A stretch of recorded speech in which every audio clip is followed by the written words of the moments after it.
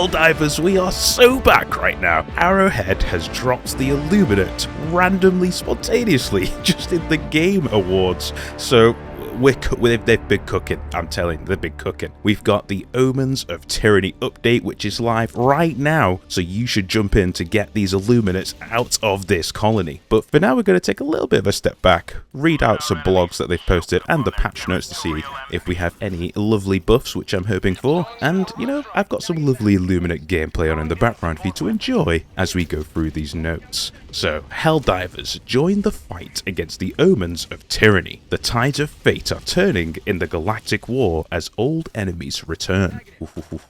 The time has come, Helldivers. The war has changed. These are dark times for freedom-loving citizens everywhere. Our galaxy grows cold from the embrace of old enemies returning, and darkens with the threat of new horrors emerging. We must now stand together in Super Earth's light and oppose these sinister tidings, these omens of tyranny. The Illuminate return. Missing for almost a century, the Illuminates will challenge our recruits more than the other factions they have faced. They are advanced, highly intelligent beings wielding powerful technology that appears to average citizens like a kind of dark magic. And we have this really menacing look of one of the Illuminate units. Just look how epic this is. Absolutely, it's just pure cinema. In the nighttime, the Illuminate are honestly just so cinematic. It's absolutely beautiful. I mean, just look at the footage. It's great. Anyway. At the end of the First Galactic War, the Helldivers worked together to eradicate the Illuminate. We believed we were successful, and for nearly 100 years we've lived in relative peace, holding the Terminid and Automaton threats at bay. Thanks to our continued recruitment and training of new Helldivers, we've held these two fronts with complete, unmitigated success. I suppose it has been relatively successful. We have lost basically all of the major objectives, but anyway. The Illuminate are spreading through mind control, abducting citizens of weaker dedication to democratic ideals and brainwashing them for a dark purpose which is still yet unknown to us. These mind-controlled citizens have been twisted and corrupted into a menace we call the voteless Super Earth's own people turned against the principles of democracy and fair elections. Losing their ability to vote entirely. That's hilarious. The voteless. The zombies are called the voteless. Wow. Oh dear, we have another menacing look of a voteless.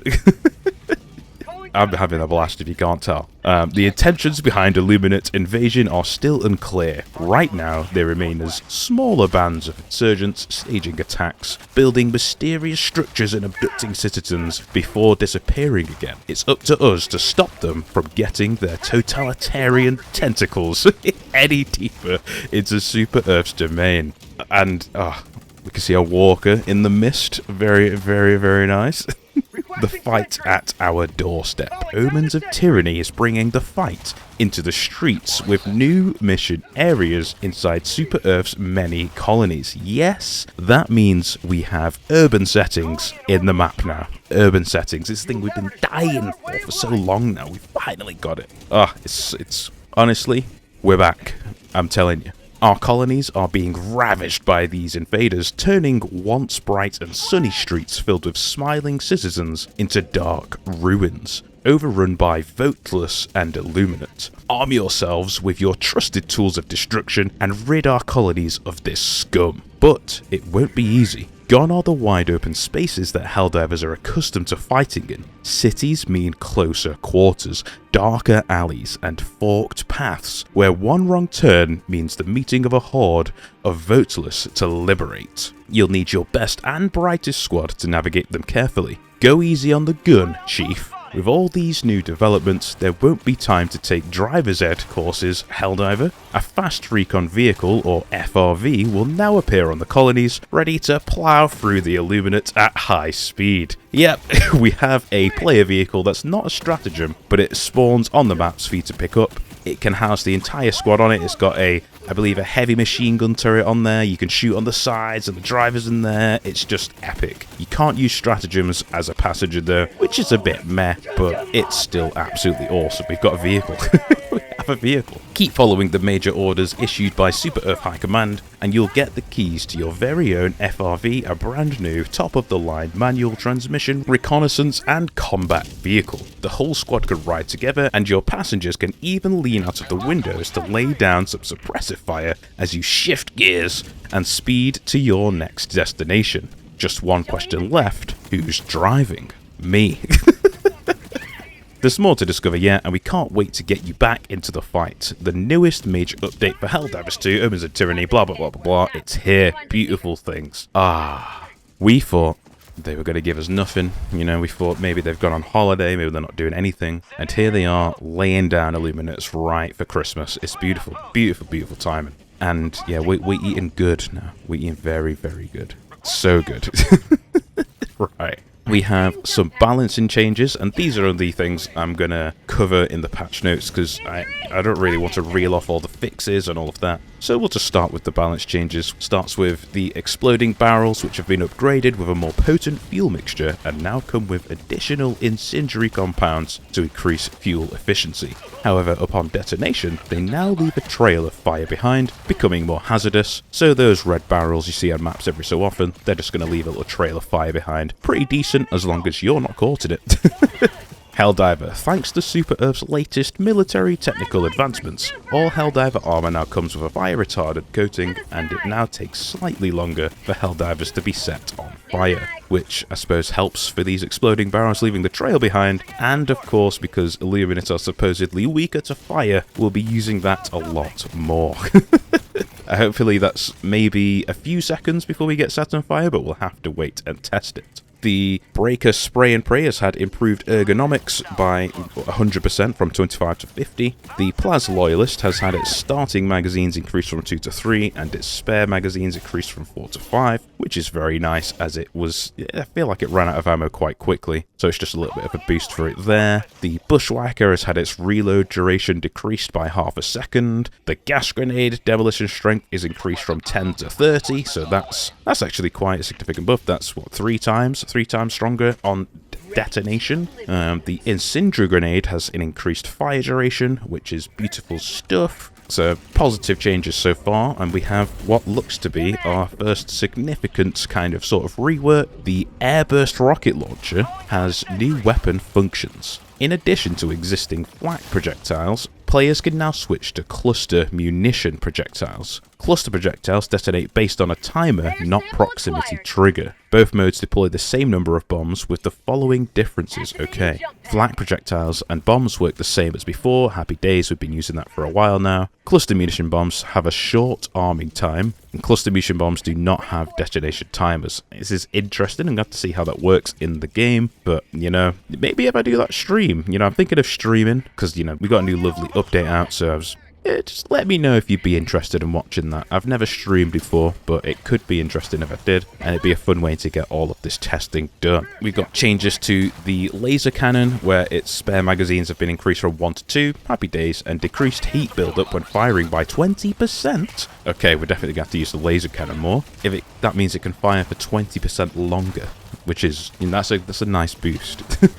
Unfortunately, that is the end of the weapon balancing changes, so no other buffs that we've been hoping for, but we move. The boosters have had some buffs or changes. The flexible reinforcement budget has increased the bonus gained by 150%, which is massive. The expert extraction pilot has had a 100% buff as well. The muscle enhancement has had a 40% buff. The motivational shocks had a 100% buff. And these are all absolutely massive changes that these are going to need a dedicated video to test, because there's no way I'm going to be able to reel off the timings, the maths right here, right now, but a significant buff to a lot of boosters. And considering we barely used any apart from, what, maybe 3, 4 that are essential all of the time, this is going to be good. Hopefully, fingers crossed. Armor passives, where Peak Physique has had the melee damage bonus increased by 100%. So maybe the Constitution's good, maybe the knife's good, we'll have to wait and see. The jetpack, which I'll admit, I think I did rate slightly low in my ranking video personally. It's probably ARS, honestly, but now you can aim whilst airborne, and you can stim whilst airborne. Oh my god. That, I think it definitely, that change instantly in my mind makes it S tier, because one of the most annoying things was you couldn't aim while you jumped, but now you can. And that's absolutely incredible. That's such a big quality of life change, and it's really sad it took them this long to do it. But at least we have it now. And it says, caution, the combination of flames and fast-forward momentum in flight can have unexpectedly heated results. Aim responsibly. So basically what it's saying is, don't use a flamethrower and fly forward as you're going to burn yourself. Pretty reasonable. It takes longer for all sentries to be set on fire, and they burn for a shorter duration, but they still take direct damage from flamethrower weapons. That's completely fair. Nice little buff for the sentries, though I didn't really set them on fire that often, but it's still nice. The Emancipator Exosuit and Patriot Exosuit have some changes, where they both have been rebalanced to improve durability and extend combat effectiveness, whilst preserving a sense of vulnerability as they now gradually break down from sustained damage. The intention is to improve the experience with exosuits by adding more gameplay depth. Okay, let's judge these changes. Main health pool's been increased from 600 to 850. Happy days. Cockpit health pool is increased from 450 to 500. Okay. Cockpit armor increased from 2 to 3. Decent. You know, it's medium armor now. Happy days. Arm health pool has been increased from 250 to 350. Good. Arm armor decreased from 3 to 2, so the arms are weaker now. So that means your guns can be shot off or broken off easier. We'll have to wait and see if that actually has a big effect to how they play, but we'll see. Hopefully that's not too big of a deal. Leg health pool has been increased by 100 from 500 to 600, and it has slightly less durable resistance against projectiles. Why? Why? I mean, you did increase the health pools, but why increase health and then make it take more damage? It's just sort of. Yeah, you're trying to do something, but then you do nothing. But, I mean, maybe there's more of a positive here. But, you know, we'll have to test it as usual. And a gameplay change that is actually absolutely amazing they've finally done is they've changed the amount of rocket striders on automatons now. So they've reduced the amount that they spawn, which is absolutely... There were just too many of them, and they just pop you instantly, which is just... the most infuriating thing ever. And they've increased the minimum range for them to use their rockets as well, which is absolutely awesome. It will now stand in place for a moment before launching its rockets, and they've added a brief delay before rockets are launched. So you have to stand it in place, and improved rocket launch anticipation and readability with new thruster visual effects. So all really nice changes for these, because they're the most debilitating, infuriating, frustrating things to go against when there's multiple of them and that rocket can insta-kill you. But now they're more telegraphed, now there's less of them, and it's, yeah, that's a great change. And then there's just lots of other bits and bobs, small fixes, etc. that you can read at your own leisure. But yeah, man, we have cooked. We, Arrowhead, have cooked here. This is absolutely amazing. You need to jump into the game and get playing this right now. As I said earlier, I might stream the game because it's a big update. I'm very excited, and yeah, I think it might just be a nice way to play the game and interact with you guys. You let me know how interested you'd be in that. But yeah, for now, I'll see you in the next video.